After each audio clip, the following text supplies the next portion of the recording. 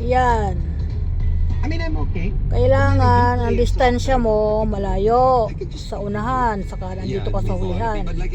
Huwag kang tutok ng tutok, baka maatrasan. Pag mga bagong driver, kagaya kay sa anak ko, kay Bel, Yeah. hindi pwede dito yung mainitin ng ulo. Kailangan malamig ang ulo. Ayan, si Papa mo nagdadrive. Huwag mong intindihin ang radyo. Dahil hindi man yan importante. Importante yung Here's a pagdadrive song mo. to celebrate Christmas Yan, on mga Bellum bossing. 94.7 Yan, FM, nasa highway na Best kami. Friend Mall. Tumatakbo.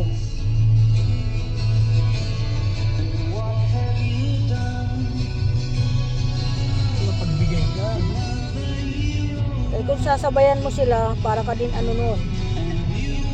Eh, siyempre, di natin hawak ang mga utak nila. Mga ibang nagdadrive. Eh, kagaya niya, no?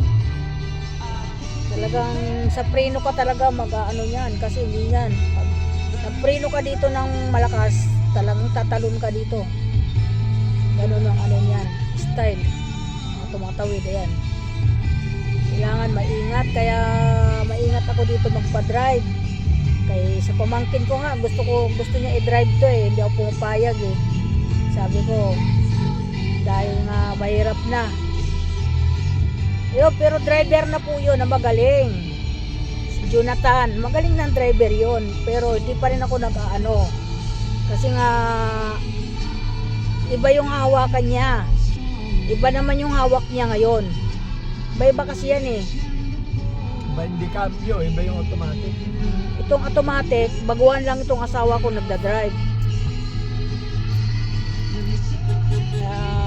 Atat-atat siya, matuto dito talagang mapag-up dandaan dyan.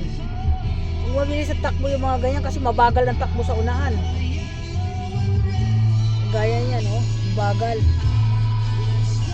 Hindi silang sasabayan. Malayo pa lang eh. Nag-ano ka na, nagkukontrol ka na. Mahirap yung bigla kang preno kasi Subsob. nasusubsob ako. Ako'y may nervyos.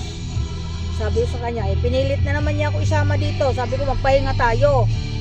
Sabi ko, kahapon nag-drive ka na, tapos ngayon aalis na naman tayo. Baka daw makalimutan niya, kaya nga araw-araw kailangan ma-drive niya, pero nakapultang naman to. Kasi pinultang ko ito. Hindi ito yung kulang ang gasolina. Tandaan ka lang dyan, mga motor. Kaya ganun kami mga pushing. Huwag kang mabilis dyan kahit na walang ano. Kontrolado ka pa rin. Saguhit ka pa din. Yan yung ano. Kasi pag matagal ka na dito, mamani-maniin mo na lang to eh. Hindi mo na... Kahit matulog na ako sa higaan dito eh. Pwede na. Pero hanggat ano talaga, nakamulat ang mata ko dito. Ganun po ako. Sabi nga nung driver namin, matulog na daw ako eh. Kasi marunong na daw siya eh. Ay nako, hindi ako naantok. Sabi ko nga, huwag mo ako patutulugin. Sabi ko nga ganun, hindi man ako inaantok, patutulugin mo ako. Op. Ayan, wala yung distansya. Yung mga ganyan. Dito na kami sa Tungko. Tungko na ito. Pupunta kaming Caloocan. Ayan. Ito, malalaki din ang mga mall dito. Ayan o. Maganda ang mga mall dito. Kaya kung ano, 94.7 FM. pupunta kami ng Quezon City, wala na kayong problema kasi may nagdadrive na siya. Awa ng Diyos, sana po patuloy-tuluyan na pagalingin po siya at para po ano, hindi na po kami hindi na po kami naghahanap ng ano pag sakaling emergency. Kailangan pa din namin ng driver. Halimbawa pupunta ako ng malayo sa Batangas, babayad pa rin ako sa driver. Kailangan kasi siyempre kami may karamdaman.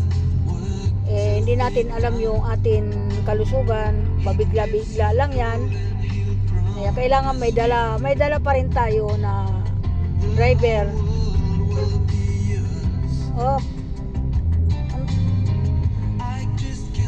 Ay mamaya na. Tatawid daw kaya nagta-traffic. Ni-stop. Ano kaya pinapa-stop? I-stop ka. Kasi may mga tatawid.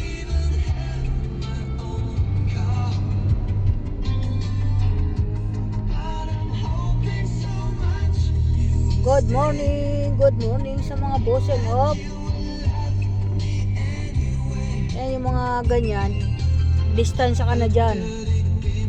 Kasi mayroon doon nagta-traffic sa unahan. Yun po yun. Hindi tayo pwedeng ano dito. Yan, nagta-traffic sa unahan. Kasi maraming tumatawid dito. Mga tao. Parang pinaka-tulay nila yan eh. Yan. Jollibee na kami. Nandito na kami sa Jollibee. Pupunta na kami sa SM Tungko. Saan lang. Yan. Dito na kami sa aming ospital na pinag-aanuhan namin. Laboratory namin dito. Dito kami lagi. Dito na kami sa Harper Station ba yun? Ha? Harper Station ba yung ospital natin? Yun yung sa laboratory. Dito kami lagi buwan-buwan.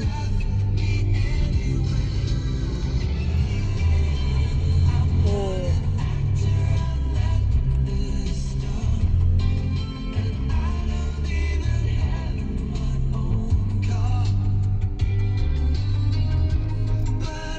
Precision. Precision. High precision. High precision. Precision pala ito yung pinupunta namin.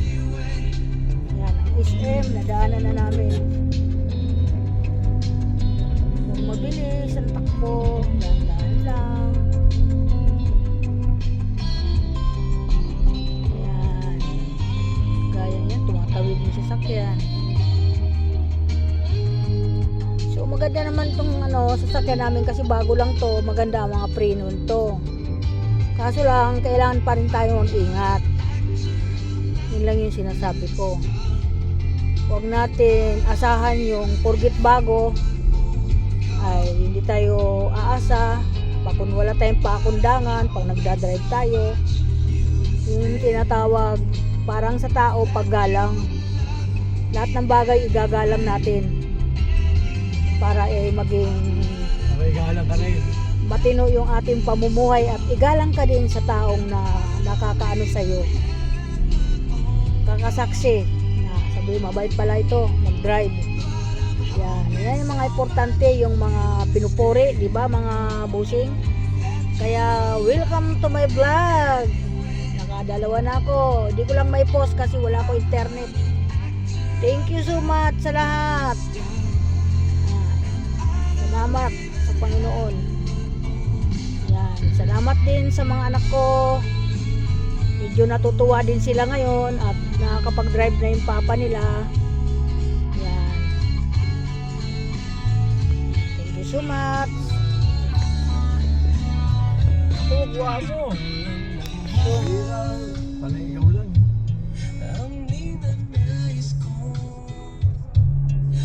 Kanina pa kita kinukuhanan eh. Kanina pa ba? O, di ba alam? Hindi. O, dandahan ka lang dito.